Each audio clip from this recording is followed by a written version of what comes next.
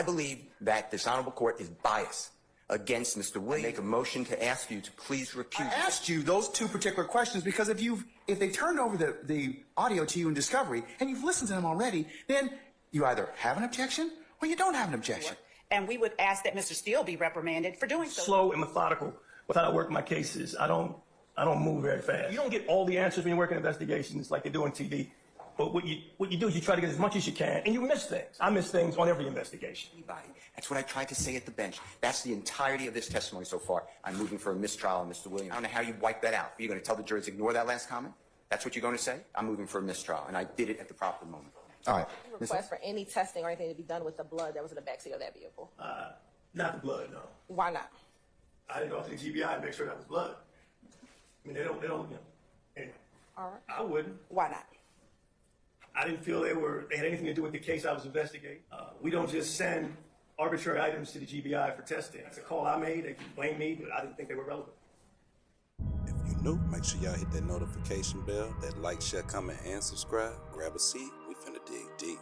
At this time, I'm going to ask that you fasten your seatbelts. What's up, YouTube family, and welcome back to the channel. Man, today we gotta jump right into this day 46 of this YSL Rico trial. Now today, the state introduced right after the triple cross, which we introduced and broke down yesterday, they brought up Detective Quinn. Now a lot of people have had questions for the Atlanta's very own First 48 homicide detective himself, and it seems like today we might start getting down to the answers. But is Quinn enough to get a W for the state, or is it something bigger at play? Now a lot of people question the legitimacy of this case, down to the paperwork from the police who were doing the investigations, even up to the witness of the state. But is Detective Quinn enough to get a W for this case? Or will Detective Quinn's performance in front of the jury be like a performance of the First 48? Detective David Quinn. All right, summon Detective Quinn, please. All right, Detective Quinn, good afternoon, sir. Afternoon. All right, come on up to the witness stand, sir. And before you sit down, if you would be so kind and turn and face us, Deputy Hand be sworn as a witness. I do. David Quinn, D-A-V-I-D, Q-U-I-N-N. And good afternoon. How are you employed? I'm retired. What are you retired from? The Atlanta Police Department. Now clearly, upon entrance and taking a stand, as you can see, Detective Quinn is temperature checking the jury. And the prosecution is definitely on board with the play. Let's dig. Slow and methodical with how I work my cases. I don't move very fast. Faces. I overrule the objection, Mr. Sheriff. You can say. That's pretty much it. I just try to keep, you don't get all the answers when you work in investigations like they do on TV. But what you do is you try to get as much as you can, and you miss things. I miss things on every investigation. And so you have to take your time to make sure you have it right. Again, the hand signals, the body language, the innocent arrogance, the dry humor, the statements of retirement, just another form of temperature checking the jury. Let's dig. You wanna build some kind of rapport with the person, whether it be a witness or a suspect, and make sure you're getting good information. You have an objection, Mr. Steele? Bench is exactly what I asked. And I'll wait for Ms. Weaver if the court needs it for the exact quote. But Detective Quinn just said, upon questioning the district attorney, why is it important to develop a rapport with a witness? And the answer was something to the effect of, to get truthful information. No witness can talk about veracity or truthfulness or believability of anybody. That's what I tried to say at the bench. That's the entirety of this testimony so far. I'm moving for a mistrial on Mr. Williams because this gentleman interviewed a big witness in this event. The only witness that puts Mr. Williams involved in this event. And now it's important to get truthful information. I don't know how you wipe that out. Are you going to tell the jurors ignore that last comment? That's what you're going to say? And I warned it. And I was at the bench, and you did not want to hear from me more than you did. You told me to step back. But, Your Honor, I've been doing this too. I anticipated it wasn't that hard to do. I'm moving for a mistrial, and I did it at the proper moment. All right. Ms. Hope? Your Honor, Have a seat, Mr. Sharp. Let her finish, okay? All right. Remember, the Harvey rule's still in effect, so have a seat. Your Honor, as it relates to Detective Quinn's response, he did not talk about a specific witness, truthfulness, or veracity. He said, in general, what I'm trying to do is to find the truth. And that is what you do in an interview. You're determining whether or not what the person who's speaking to you is credible, if they're providing credible information. Your Honor, even in this case, when you listen to the interview that has already been admitted, Detective Quinn already tells Agent Bean, I don't think you're being fully honest. So he's not talking about the veracity of any one witness. He hasn't even talked about any witnesses yet. So for defense counsel to deem or ask for a mistrial at this juncture, given this testimony, we're going to ask for you to deny. All right, I'm gonna deny the motion. And why do you respond to that location? Well, I got a call because I was told by dispatch that an officer discharged his weapon and I need to get to that scene. Describe to the jury what was the scene like? Like opening day at Six Flags. It was crazy. I mean, it was fire engines, police officers, blue lights going. Everybody talking to me at one time, you know, which I'm used to, but this was a really big scene and it was really active. Were any individuals that were detained? I was. How many people were detained? 3. And who were those individuals? I was told that it was a Frederick Prothrow, Walter Murphy, and an Adrian Bean. Oh yeah, I found out that Frederick Prothrow had a serious gunshot wound to the back, which changed my thinking. I mean, we had someone who was actually struck. So a lot of my energy went to that. I also found out that it was Walter Murphy had gunshot wounds to the legs. They had both been transported to Grady Hospital for treatment. To your knowledge, you know, Agent Bean had injuries. I heard he had some injuries, but I didn't think they were significant based on what I learned on scene. I wasn't even sure at the time if he went to the hospital. There was a shooting that prompted Detective Robert-Sennell to discharge his weapon, as he told me. At that time, it was only an aggravated assault type investigation. We didn't know what else it may entail, but he responded to gunfire on a citizen. Did you see or speak with anyone? I did. Who did you speak with? Miss Courtney Bean. And to your knowledge, who was Courtney Bean? She told me, well, she was the wife of Adrian Bean. Now to keep it a bean, this could definitely hurt the defense as well as Mr. Bean. Let's dig. The same thing, they got no charges on him. We can't charge him for that. So he was a passenger. Who that? That's what he said. That he told you about me? Yeah, he said, as of right now, your husband, they got no charges, but he was a passenger. You try to find out what the fuck happened. Nice boy, come get the stick, come down and walk over to me. They what it was. The big kid, boy, they gave us a story to tell. And what, if anything, did you say to her about the investigation that you were currently working? I was working a police shooting, and I had some questions about her husband's involvement.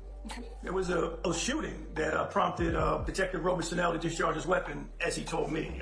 At that time, it was only an aggravated assault type investigation. We didn't know what else it may entail, but he responded to gunfire on a citizen. He said it was a female driver. Okay. And did that female driver have any particular hair color? I think she said pink. I'm not really sure. I can't remember exactly. But... Now, at this point in your investigation, were you now looking for a woman as a part of this underlying assault that you were investigating? Absolutely. This is that area of concern for me. Again, I'm investigating the actions of a police officer using deadly force. That's where my mind is. That vent window, the rear passenger view is what I'm concerned with and how it may correspond with that headrest of that front seat. I got a man shot in the back. I got to explain that. See that defect to the right side of that headrest? That's my area of concern. That's a through and through hole, and that was of paramount concern to me at the time. You can see blood transfer. There's some items on the floor. Request for any testing or anything to be done with the blood that was in the backseat of that vehicle? Not the blood, no. Why not? I didn't think it was. I mean, I knew I had a shot person in the backseat, so I wasn't going to send off to the GBI and make sure that was blood. I mean, they don't. Anyway. All right. Now we definitely got to address a few things. Now for one, with Mr. Quinn's testimony, we know for sure that Mr. Plethora was definitely hit by the Atlanta police officer. For two, Quinn did exactly like he said. He buttered Bain and his wife up and definitely got them to cooperate, dropping statements so Mr. Bain could definitely get himself out that situation. But you wanna build some kind of rapport with the person, whether it be a witness or a suspect. And For three, when's the last time you heard of a homie investigation where blood was left on the scene but DNA wasn't taken? Let that sink in. based off his statement, the way he broke it down, I had pretty pretty good idea exactly what happened. This is going to be an interior view of the same information. Those rods, I've actually got them now going through, showing the trajectory, which corresponds with the wound that the 6'8" Mr. Frederick Prothero had to his back. Thank God the brother was 6'8", or it would have been in his head. Did you notice any other bullet holes within the vehicle? I did not. Okay. It's another closer view showing the trajectory. That hole where it originates at the rear of that headdress, it's actually coming through. And I believe that is the wound that Mr. Frederick Prothero received from the Atlanta police. At the homicide cage, were you able to observe this vehicle in this condition as it is in this picture? Yes. Okay. How tall are you? 6'1". Looking at that photo and your personal observation of looking at that vehicle, are you able to fit in the backseat of that car? Yeah, be crunched, but I'll be back there. All right. You seeing those items while you were back at the crime scene, like on September 11th? I don't remember seeing them. I mean, and I wasn't looking for them. Honestly, I mean, I delegated that out. Had a lot going on. Those guns were of importance to me at the time. Do you have any idea how the items got on the seat, or those items were actually in the toolbox prior to this picture being taken? I don't know anything about that. All right. That's it. Thank you so much. Items such as that, would you have had those processed or taken to the GBI crime lab to be processed? I wouldn't. Why not? I didn't feel they had anything to do with the case I was investigating, which paramount concern is the officer's use of deadly force. I had a good idea of what happened in that scene. We don't just send arbitrary items to the GBI for testing. That's a call I made. They can blame me, but I didn't think they were relevant. Now that was an interesting scenario. Now you gotta admit, this might possibly be the first W for the state that we've seen in a minute. With former Detective Quinn's stellar performance up on the stand, definitely gonna be interesting when the defense gets to cross. But ask yourself, what did Quinn offer Mr. Bain to get him to talk? How they make the call, but I know how we can listen to them as law enforcement. Okay. How do you all listen to them as law enforcement? So there's I guess it's an app that they gave us access to. When I say they, I'm talking about the police department, the Atlanta police. At that time, you could actually punch in and listen to people in real time almost with your cell phone. It was that far advanced. You could listen to specific conversations based off the name of the inmate.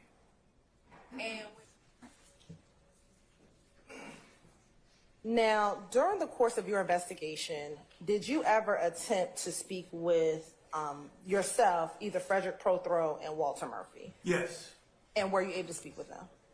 No. When it comes up, you have to give instructions. So following what you ask me to do. Now you're acting like I'm not. I'm very. Following your direction. Mr. Steele, please don't try to engage in the conversation. You're not prepared. Because if you prepared, you'd have told me. You invited this conversation. I did. I asked you if you were ready. If you were ready, you said, yes, Judge, I'm ready. After we let's shoot calls. Now, if you're not ready, then go ahead and tell me you're not ready, and we'll go ahead. I'll go ahead and we'll figure out something else. I raised this already. You know exactly what I'm talking about. No, I actually don't. Then we need to ask the jurors likely to expect this question.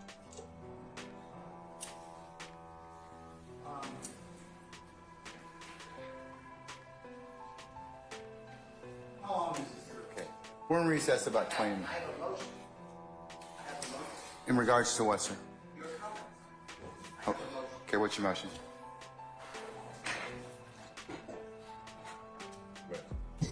This is the second time that this honorable court in front of the jury has addressed me inappropriately and wrongly. Second time. The first time I gave the state discovery of a song from a Super Bowl. Weeks before, there was an objection. You assumed that I didn't give it to the state. I didn't want to embarrass the court. So you were yelling at me and saying, do you understand me? Do you understand me? And instead of saying, do you understand that you're wrong? I sat here and I said, yes, Your Honor. That was to protect the integrity of this courtroom and the court. Now you say in front of the jury how unprepared I am. I am not unprepared for anything. Okay, I have, Mr. no. Steele, I need to make Mr. a Steele, record. wait, Your Honor, Mr. Steele, wait a second. When you keep delaying, okay, and that's what's happening to the court. You keep delaying and elongating and pushing out these particular our ability to present a seamless case in front of the jury. That's my purview as a judge. And I've asked you a number of times, you and your colleagues on both sides, to go ahead and listen to whatever it is you need to do, prepare me as needed. Now, I asked you those two particular questions because if they turned over the audio to you in discovery and you've listened to them already, then you either have an objection or you don't have an objection. And I was trying to solicit from you whether or not we could just go ahead and just hear it. So you can imagine my frustration because all these little delays just elongate out our presentation in front of the jury. That's for your benefit, not for mine. Your Honor. It's not because I want to embarrass you, Mr. Steele. It's just that I'm trying to kind of keep this thing presented in a way that the jury can listen to it. And the court is wrong. What happened was, let me finish, and I'm making this for the record. What happened is, and I don't get embarrassed by you, but I don't want to embarrass you. An objection that some of these jail calls have a third party who will not testify. I objected to hearsay. The state said it explains the effect. Okay, which call? Which call? These calls, as you... Okay, well then why aren't we taking them up beforehand? The state just said, just now, these are the 3 additional calls that they want you to produce. Okay, all right, well, then here's your response. I'm going to give you an acceptable response. I'm going to Judge, make hold my on. motion. Huh? I need to make my motion. Judge, there's more to this and we need to listen to these calls. Right. Then I would have no, you didn't say that though.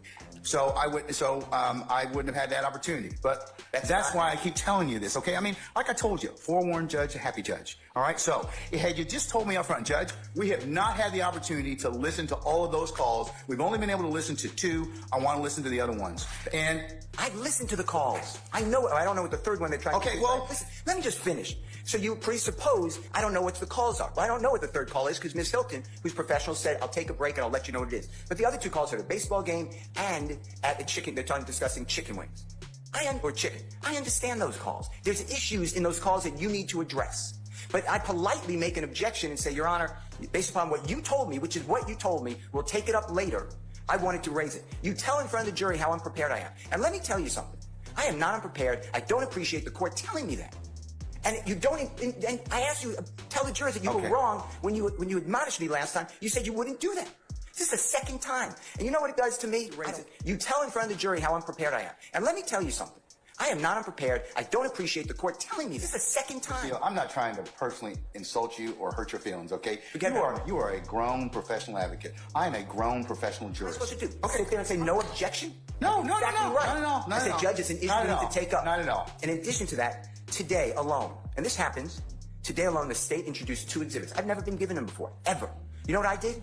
No problem. I believe that this honorable court is biased against Mr. Williams and or his counsel, and I ask you to consider recusing yourself or don't do this again to me. This is inappropriate to me. I respect you, but what am I supposed to do? Sit there? And the courts teach me to do. All right. But instead, no, I gotta finish this. Then I get told to this court says by Prosecutor Love that I'm not being candid with the court and I'm misrepresenting because Mr. Bean never went to the hospital at Grady on September 11, 2013, and Ms. Love has a document on her desk to prove it. I sat right in front of Your Honor at the table, at the bench, and I said, I'd be careful what you say. That's not accurate. Ms. Love looked down on me and she said, it is accurate. You said, we'll take a break, figure it out. After the break, you didn't even bat an eye. Ms. Love said, yeah, I was totally wrong. Mr. Steele's right. He was taking a Grady. If I would have done that and called another member of the bar disingenuous, not truthful, no candor, and misrepresenting, you would have had me yelling in front of a jury. You did nothing. You didn't even ask Ms. Love to apologize. I don't want her apology. Now, if you can walk in someone else's shoes just for a minute and see what you're doing to Mr. Williams, because it's hurtful. I'm not the one wasting time. I'm here every day, ready to go. I am not wasting the time. I make a motion to ask you to please recuse yourself. I know it has to be in writing within 5 days. If you want me to do that, I'll do it, and that's to go to another judge. But this is what's going on, Your Honor, whether you see it or not. You're yelling at me in front of a jury for nothing on these occasions or others. I'm going to go ahead and address your motion at this point in time. I'm going to deny your motion at this point in time. I am not in any way intimating or insinuating that you are not professional, you are not prepared. So, I understand that you're a zealous advocate. You in no way offend me by by raising any type of motion.